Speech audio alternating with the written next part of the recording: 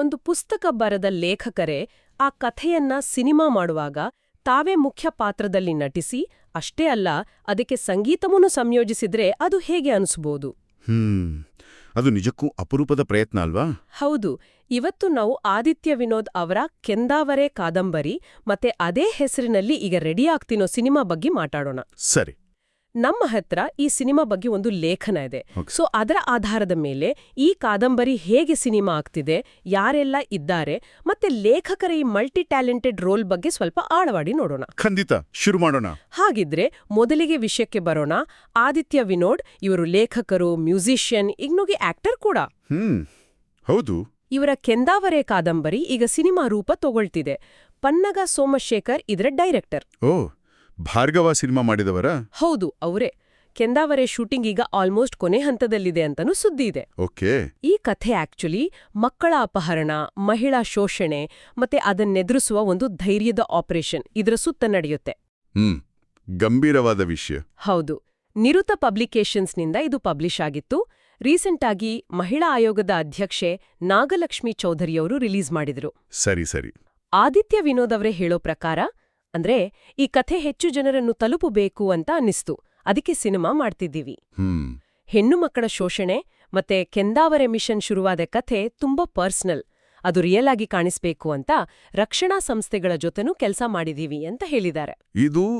ಇದು ಕುತೂಹಲಕಾರಿ ವಿಷಯ ನೋಡಿ.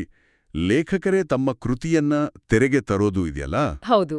ಒಂದು ಕಡೆ ಮೂಲ ಕಥೆಗೆ, ಅದರ ಆತ್ಮಕ್ಕೆ ಸಂಪೂರ್ಣ ನ್ಯಾಯ ಒದಗಿಸೋಕೆ ಒಳ್ಳೆ ಅವಕಾಶ ಸಿಗುತ್ತೆ. ಹೌದು. ಅಂದ್ರೆ ಲೇಖಕನಿಗೆ ಗೊತ್ತಿರುತ್ತೆ ಅದರ ಆಳ. ನಿಜ. ಆದರೆ ಇನ್ನೊಂದು ಕಡೆ ಪುಸ್ತಕದ ಭಾಷೆನೇ ಬೇರೆ, ಸಿನಿಮಾದ ದೃಶ್ಯ ಭಾಷೆ ಇದೆಯಲ್ಲ, ಅದು ಪೂರ್ತಿ ಬೇರೆ. ಹೌದು, ಅದು ಸವಾಲು. ಪುಸ್ತಕದಲ್ಲಿ ಪಾತ್ರಗಳ ಒಳತೋಟಿಯನ್ನ ಪದಗಳಲ್ಲಿ ಹೇಳ್ಬೋದು. ಸಿನಿಮಾದಲ್ಲಿ ಅದು ನಟನೆ, ವಿಜುವಲ್ಸ್ ಮೂಲಕ ಬರಬೇಕು. ಇಲ್ಲಿ ಲೇಖಕರೇ ಆಕ್ಟರ್ ಆಗಿರೋದ್ರಿಂದ ಆ ಮೂಲ ಭಾವ ತರೋಕೆ ಪ್ರೆಷರೂ ಇರುತ್ತೆ, ಅವಕಾಶನೂ ಇರುತ್ತೆ. ಖಂಡಿತ. ಹಾಗೆ ಆ ರಕ್ಷಣಾ ಸಂಸ್ಥೆಗಳ ಜೊತೆ ಕೆಲಸ ಮಾಡಿದೀವಿ ಅನ್ನೋ ಮಾತು ಅದು ಬರೀ ನೈಜತೆಗಷ್ಟೇ ಅಲ್ಲ. ಇಂತಹ ಸೆನ್ಸಿಟಿವ್ ವಿಷಯಗಳನ್ನ ಎಷ್ಟು ಕೇರ್ಫುಲ್ ಆಗಿ ಹ್ಯಾಂಡಲ್ ಮಾಡಕ್ಕೆ ಟ್ರೈ ಮಾಡಿದ್ದಾರೆ ಅನ್ನೋದನ್ನು ತೋರಿಸುತ್ತೆ. ಇದು ಬರೀ ಎಂಟರ್ಟೈನ್ಮೆಂಟ್ ಅಲ್ಲ, ಅದಕ್ಕಿಂತ ಹೆಚ್ಚು ಏನೋ ಇರ್ಬೋದೇನೋ ಅನ್ಸುತ್ತೆ. ನಿಜ ನಿಜ. ಇನ್ನು ಸ್ಟಾರ್ ಕಾಸ್ಟ್ ಬಗ್ಗೆ ಹೇಳೋದಾದ್ರೆ ಆದಿತ್ಯ ವಿನೋದ್ ಅವರೇ ಲೀಡ್ ರೋಲ್ನಲ್ಲಿ. ಓಕೆ. ಹೀರೋಯಿನ್ ಆಗಿ ದಿಯಾ ಸತ್ ನಟಿಸಿದ್ದಾರೆ. ಇವರ ಜೊತೆ ಅಕ್ಷತಾ ಶ್ರೀಧರ್ ಶಾಸ್ತ್ರಿ, ಪ್ರಕಾಶ್ ತುಮ್ಮಿನಾಡ್. ಒಳ್ಳೆ ಕಲಾವಿದರಿದ್ದಾರೆ. ಹೌದು. ಶ್ರವಣ್ ಜಗದೀಶ್, ವಿಶ್ವಾಸ್ ಕೃಷ್ಣ, ಹೀಗೆ ಒಳ್ಳೆ ಬಳಗವೇ ಇದೆ. ಕಥೆಯ ಆಳವನ್ನ ತೆರೆಮೇಲೆ ತರಲು ಎಲ್ಲರೂ ತುಂಬಾ ಎಫರ್ಟ್ ಹಾಕಿದ್ದಾರೆ ಅಂತ ಆದಿತ್ಯ ಹೇಳಿದ್ದಾರೆ. ಸರಿ.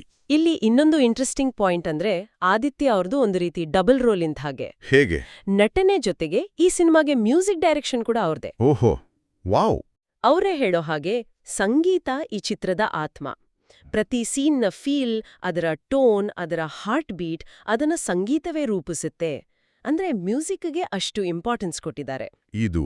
ಇದು ತುಂಬಾ ಮುಖ್ಯವಾದದ್ದು. ಸಾಮಾನ್ಯವಾಗಿ ಮ್ಯೂಸಿಕ್ ಡೈರೆಕ್ಟರ್ಸ್ ಕಥೆ ಕೇಳ್ತಾರೆ, ಸಿಚುವೇಶನ್ಗೆ ತಕ್ಕಂತೆ ಮ್ಯೂಸಿಕ್ ಮಾಡ್ತಾರೆ. ಆದ್ರೆ ಇಲ್ಲಿ ಕಥೆ ಬರೆದವರೇ ಅದರ ಎಮೋಷನ್ಸ್ಗಳನ್ನ ಅಷ್ಟು ಚೆನ್ನಾಗಿ ಅರ್ಥ ಮಾಡ್ಕೊಂಡವರೇ ಮ್ಯೂಸಿಕ್ ಕೊಡ್ತಿರೋದ್ರಿಂದ ಆ ಫೀಲಿಂಗ್ಸ್ ಇನ್ನಷ್ಟು ಸ್ಟ್ರಾಂಗ್ ಆಗಿ, ಹಾನೆಸ್ಟ್ ಆಗಿ ಬರೋ ಚಾನ್ಸಸ್ ಇದೆ. ಖಂಡಿತ.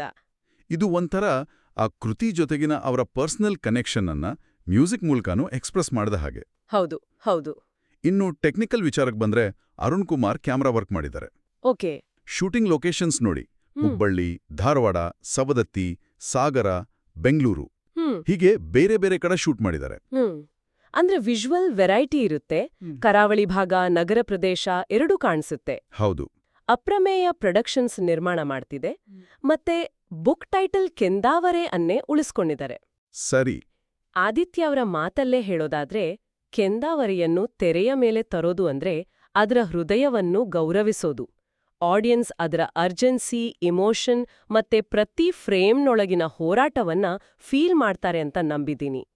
ಈ ಅರ್ಜೆನ್ಸಿ, ಹೋರಾಟ ಅನ್ನೋ ಪದಗಳು ಗಮನ ಸೆಳೆಯುತ್ತೆ. ಖಂಡಿತವಾಗಿಯೂ. ಈ ಪದಗಳು ಹೇಳ್ತಾವಲ್ಲ, ಇದು ಬರೀ ಕಥೆ ಹೇಳಿ ಮುಗಿಸುವ ಸಿನಿಮಾ ಆಗಿರ್ಲಿಕ್ಕಿಲ್ಲ. ಬದಲಿಗೆ ಆ ವಿಷಯದ ಸೀರಿಯಸ್ನೆಸ್, ಅದರಲ್ಲಿರೋ ನೋವು, ಹೋರಾಟ ಅದನ್ನ ಆಡಿಯನ್ಸ್ಗೆ ತಲುಪಿಸಿ ಬಹುಶಃ ಅವರಲ್ಲಿ ಏನಾದ್ರೂ ಒಂದು ಆಲೋಚನೆ ಹುಟ್ಟಿಸೋ ಒಂದು ಉದ್ದೇಶ ಇರಬಹುದು. ಆ ಲೊಕೇಶನ್ಸ್, ವಿಜುವಲ್ ವೆರೈಟಿ ಕೊಡುತ್ತೆ ಅನ್ನೋದು ಖಚಿತ. ಟೈಟಲ್ ಉಳಿಸ್ಕೊಂಡಿರೋದು ಮೂಲ ಕಥೆ ಮೇಲೆ ಇರೋ ನಂಬಿಕೆ ತೋರಿಸುತ್ತೆ.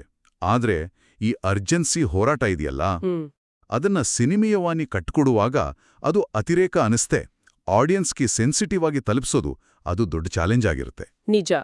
ಒಟ್ನಲ್ಲಿ ಹೇಳೋದಾದ್ರೆ ಕೆಂದಾವರೆ ಕಾದಂಬರಿಯ ಈ ಸಿನಿಮಾ ರೂಪಾಂತರ ಇದೆಯಲ್ಲ, ಇದು ಹಲವು ಕಾರಣಗಳಿಂದ ಒಂದು ನಿರೀಕ್ಷೆ ಮೂಡಿಸಿದೆ. ಹೌದು.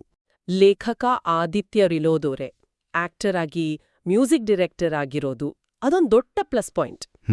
ಮತ್ತೆ ಆ ಕಥಾವಸ್ತು ಮಕ್ಕಳ ಮಹಿಳಾ ಶೋಷಣೆ ಆ ಥರದ ಸೀರಿಯಸ್ ಸಬ್ಜೆಕ್ಟು ನೈಜತೆಗಾಗಿ ಮಾಡ್ಕೊಂಡಿರೋ ತಯಾರಿ, ರಕ್ಷಣಾ ಸಂಸ್ಥೆಗಳ ಜೊತೆಗಿನ ಕೆಲ್ಸ, ಹೌದು, ಒಳ್ಳೆ ತಾರಾಗಣ, ಟೆಕ್ನಿಕಲ್ ಟೀಮ್ ಇದೆಲ್ಲ ಸೇರಿ ಒಂದು ಗಟ್ಟಿ ಅನುಭವ ಕೊಡೋ ಸಾಧ್ಯತೆ ಖಂಡಿತ ಇದೆ. ಹೌದು. ಇದೆಲ್ಲ ನೋಡಿದಾಗ ಒಂದು ಪ್ರಶ್ನೆ ಸಹಜವಾಗಿ ಬರುತ್ತೆ ಮನಸ್ಸಲ್ಲಿ.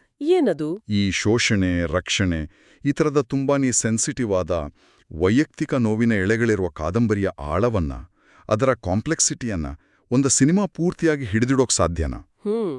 ಒಳ್ಳೆ ಪ್ರಶ್ನೆ. ಅದರಲ್ಲೂ ಲೇಖಕರೇ ಇಷ್ಟೆಲ್ಲ ಕ್ರಿಯೇಟಿವ್ ಜವಾಬ್ದಾರಿಗಳನ್ನ ತಗೊಂಡಾಗ ಮೂಲ ಆಶಯಕ್ಕೆ ಎಲ್ಲೂ ಧಕ್ಕೆ ಆಗದ ಹಾಗೆ ಸಿನಿಮಾ ಮೀಡಿಯಂನ ಸಾಧ್ಯತೆಗಳನ್ನ ಬಳಸ್ಕೊಂಡು ಅದನ್ನು ಎಷ್ಟು ಎಫೆಕ್ಟಿವ್ ಆಗಿ ತೆರೆ ಮೇಲೆ ತರಬಹುದು ಅನ್ನೋದು ನಿಜಕ್ಕೂ ಯೋಚನೆ ಮಾಡಬೇಕಾದ ವಿಷಯ. ನಿಜ. ಬಹುಶಃ ಸಿನಿಮಾ ಬಂದ ಮೇಲೇ ನಮಗಿದಕ್ಕೆ ಉತ್ತರ ಸಿಗೋದಲ್ವಾ? ಹೌದು, ಕಾದು ನೋಡಬೇಕು.